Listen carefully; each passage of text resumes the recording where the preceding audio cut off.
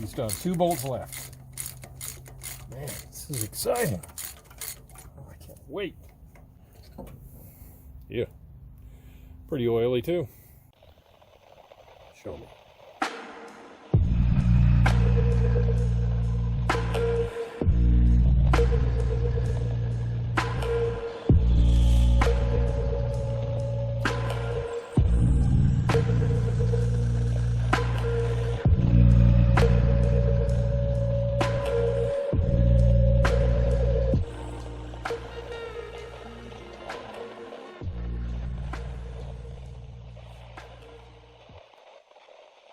Well, a lot of my tools I got from my grandfather.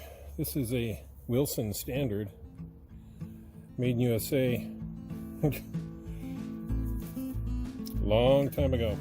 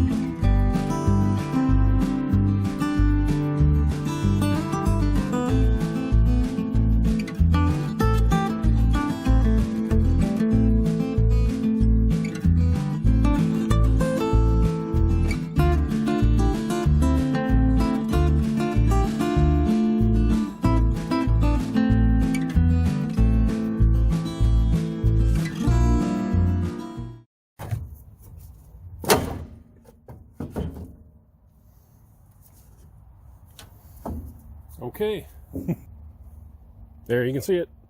It is now separated. Man, that is a lot of sawing. Okay, let's go ahead and get the head off this side now. It's going to be considerably heavier since now it's going to have a 20-pound cast iron manifold sitting on it. All right. Hey there. Okay, so like last time, I'm going to undo the 5 along here, then I'll do the 5 at the top, and then I'm going to have to pull the head and the manifold off all in one fell swoop. I may have to move that because, yeah, it's going to have to come out that way. Yeah, good enough.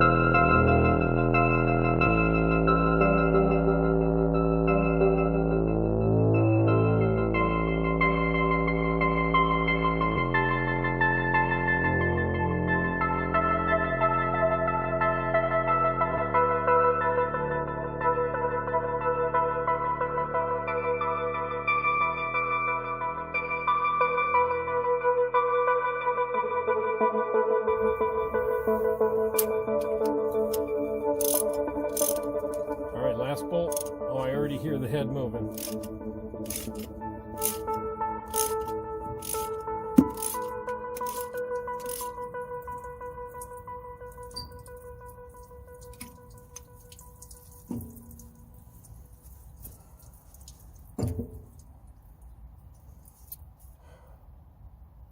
Well, this is going to be heavy.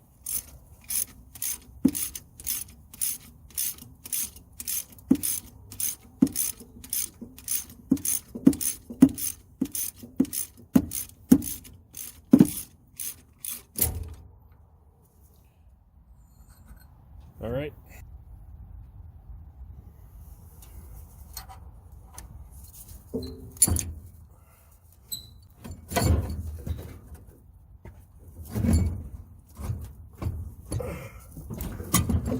Boy, that puppy's heavy. Wow. Yeah, that was the sound of me retching. Man, I'll save my discussion for what I found inside the cylinders for after this, but wow, the smell literally made me stop.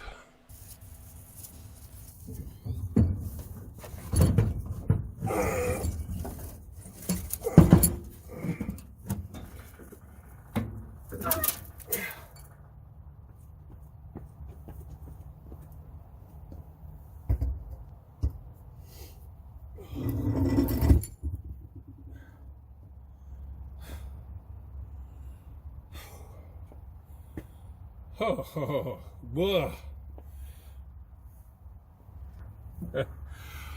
all right, that's off. You want to come see? Oh, this is just wow. We have the second head off. Okay, I had an airplane fly overhead and like buzz my house, something really strange. I don't know. It just created this weird humming, and so you couldn't hear anything that was going on or what I was saying. But starting on the right side, we're looking at 8, then 6, then 4, then 2. 2 looks slightly rusty. 4 looks rusty, very oily. 6, somewhat dry. And then, of course, 8 is just awful. It's a very thick, viscous mix of leaves, oil, and other plant debris. Very, very strange.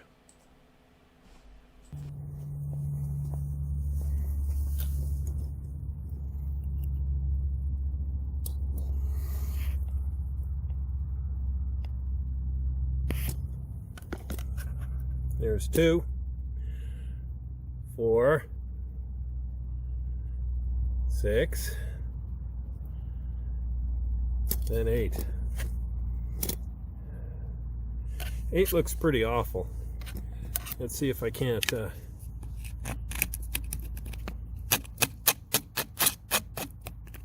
wow, that is just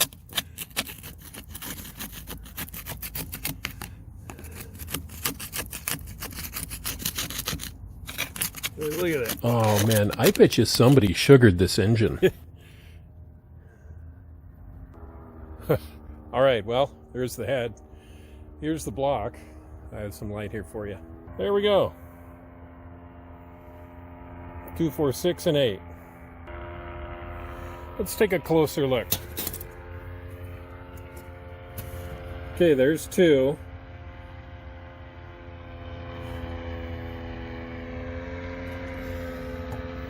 All right, there's 2. The wall doesn't look that bad.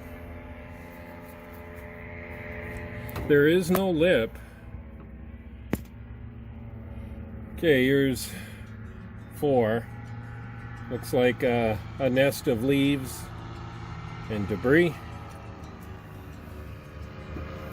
There's 6 sitting down there at the bottom with a lot of rust.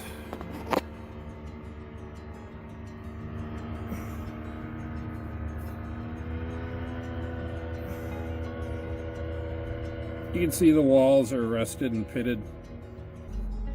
I can easily see why this wouldn't even spin if we had decent bearings on the crank. But at this point I can't really tell, other than, well, you've seen what the pistons look like, and it's pretty devastating. They're all intact, there's no holes in them. The valves are all there, there's nothing broken there.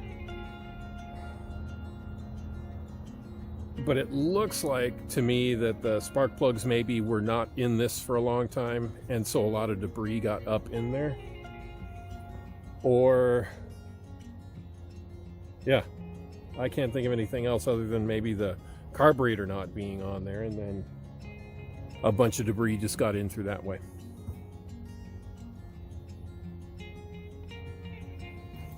All right. Well, in parting, let's take one more brief overview with some light.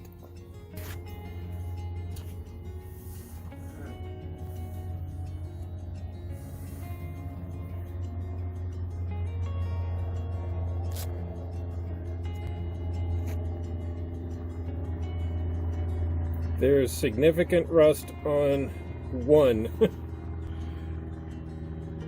3, very rusty. 5, who can tell? It's up near the top. And 7, who can tell? It's about up near the top too. It just doesn't feel right to me.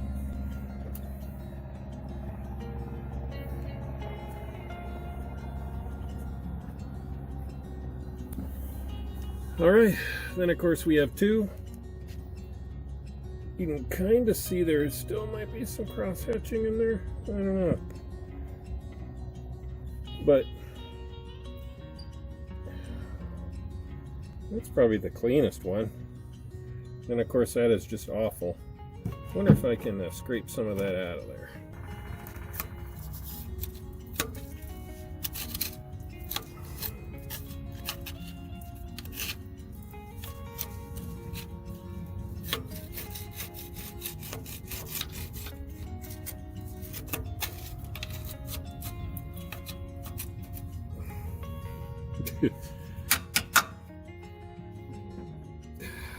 That's just a mess. All right, 6.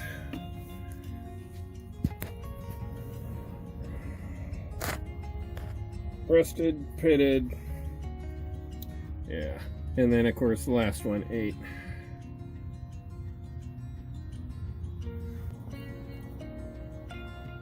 All right, well, thanks for coming along, seeing what we've seen. It's no mystery now. Certainly, even if we had good bearings down beneath, there's no way this would have turned over anyways. These are just rusted into the block. Well, time to clean up.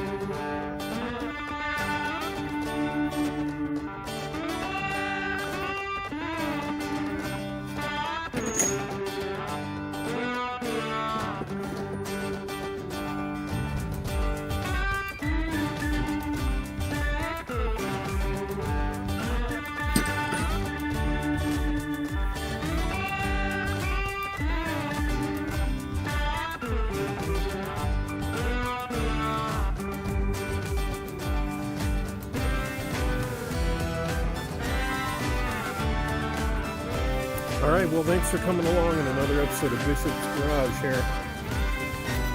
You've seen where we've come. You've seen the engine now, so it's our next step is we're going to have to actually jack this up, pull off the oil pan, and then we'll start taking a look at our main bearings. Really, at this point, there's nothing that we're going to be able to do is going to get this thing started again. We're going to have to just pull it, rebuild it, and maybe give it a little bit more spunk than it had when it was stock. Stroke it. Wow. All right, thanks for coming along on Bishop's adventure today. Hopefully you've enjoyed what you've seen today, working on our 1958 Plymouth Suburban, pulling the heads, investigating what condition our pistons are in, and deciding what our next steps are. I'm going to clean up. I'm going to call it a day. It's getting dark. Thank you so much for coming by. Click down below, subscribe, hit the bell if you want to be notified when I post new material. I usually post on Tuesdays and Thursdays, but maybe just Thursdays. We'll see. It's winter, getting cold, and it's miserable outside to do this stuff. But all right, well, thanks again for coming by, and appreciate your likes, and we'll see you on the next one.